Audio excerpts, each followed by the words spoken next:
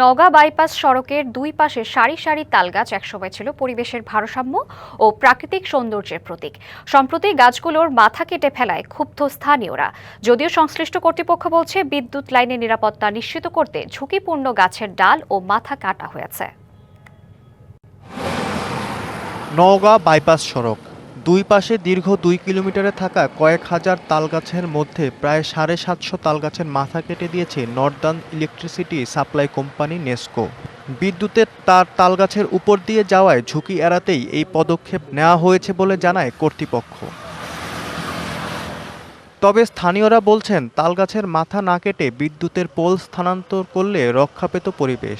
গাছ কাটে একেবারে মাথা সব কাটে সাফা দিয়েছে। যেভাবে গাছ কাটা হচ্ছে সেভাবে গাছ আর হবে না। তার পাশে যে ডালগুলো আছে গাছের, সেই ডালগুলো কেটে দিতে পারতো, কিন্তু গাছের মাথা কেটে গাছগুলোকে হত্যা করেছে। এটা আসলে আমরা নিন্দা এবং প্রতিবাদ জানাই। যদি এটাকে একটু অপসারণ করে এই লাইনটা পুনর্নির্মাণ করি তাহলে হয়তো প্রায় ১.৫ কিলোমিটারে অনেক গাছ আমরা বাঁচাতে পারবো। এবং কালার এক্সপার্ট, জর্জ স্যাপ এবং মাইল্ড অন হ্যান্ডস টেকনোলজি সমৃদ্ধ অরিক্স ক্রিস্টাল ওয়াশ আপনার লন্ড্রি এক্সপার্ট।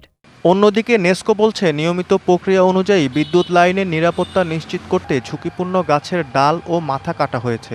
কাছাকাছি যেগুলো গাছ যেগুলোকে মনে করা হয় যে মানে লাইন অফ করে দিতে পারে, যেন ঝড় বৃষ্টির সময়ে যে আমরা শীতকালে এই কাজটা করি। এ ঘটনায় দ্রুত পরিবেশ বান্ধব সমাধানের দাবি জানিয়েছেন এলাকাবাসী। DBC news desk.